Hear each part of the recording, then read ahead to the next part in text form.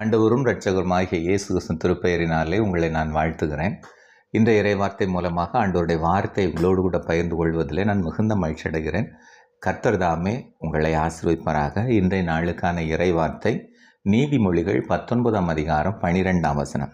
ராஜாவின் கோபம் சிங்கத்தின் கெர்ஜிப்புக்கு சமானம்.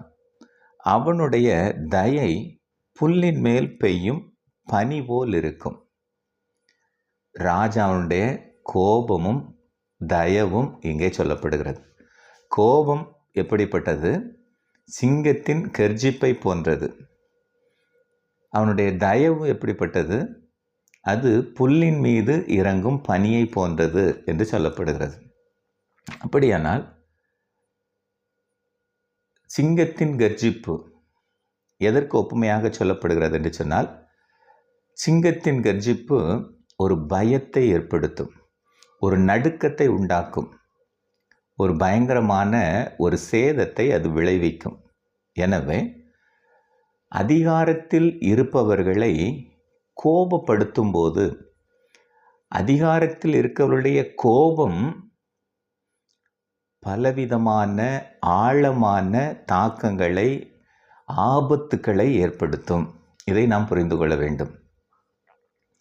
அடுத்து அவர்கள் காட்டுகிற தயவு எப்படிப்பட்டது என்று சொன்னால், புல்லின் மீது இறங்குகிற பனித்துளியை போன்றது, புத்துணர்ச்சி கொடுக்கக்கூடியது, உற்சாகமூட்டக்கூடியது, ஆசீர்வாதமானது. எனவே ராஜாவை கோபப்படுத்தாமல் ராஜாவுக்கு கீழ்ப்படிந்து, அதாவது அதிகாரத்துக்கு கீழ்ப்படிந்து, உங்களுடைய அதிகாரி, ஒருவேளை நீங்கள் பணி செய்கிறவர்களாக இருக்கலாம், இல்லை என்று சொன்னால் எந்த நிலையில் இருந்தாலும் சரி, உங்களுக்கு மேலானவர்கள் யார் இருந்தாலும் சரி, அவர்களுக்கு எதிர்த்து நிற்காமல் அவர்களுக்கு கீழ்ப்படியுங்கள் என்று சொல்லப்படுது. ஏனென்றால் அவர்களுக்கு இந்த அதிகாரம், அவர்கள் தாக்கத்தை ஏற்படுத்தக்கூடிய அதிகாரத்தில் இருப்பவர்கள் தங்கள் கீழ் உள்ளவர்களை கடுமையாக நடத்துவதற்கும் அவர்களுக்கு உதவி செய்வதற்கும் அதிகாரம் பெற்றவர்கள். அதை புரிந்து கொள்ள வேண்டும்.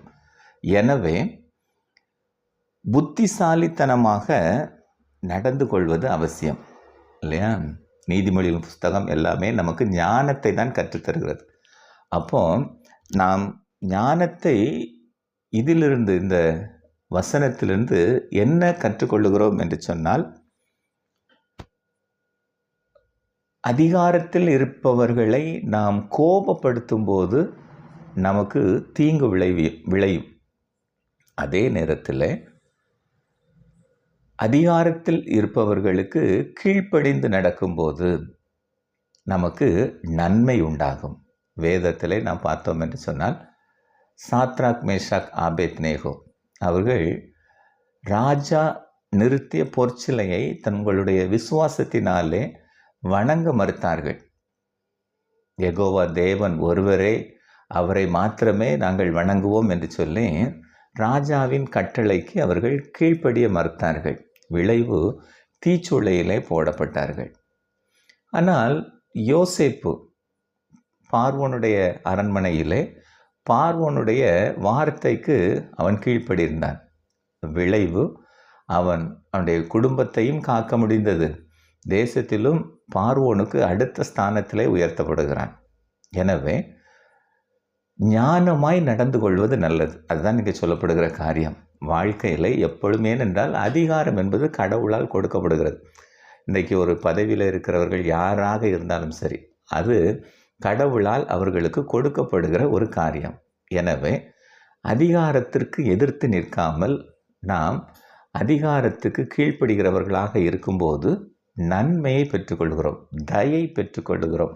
அந்த தயை புல்லின் மீது இறங்குகிற பனியை போல புத்துணர்ச்சி நமக்கு தருவதாகவும், நம்மை ஊக்கப்படுத்துவதாகவும், அது ஆசீர்வாதத்துக்கு காரணமாக இருக்கக்கூடியதாகவும் அமைகிறது.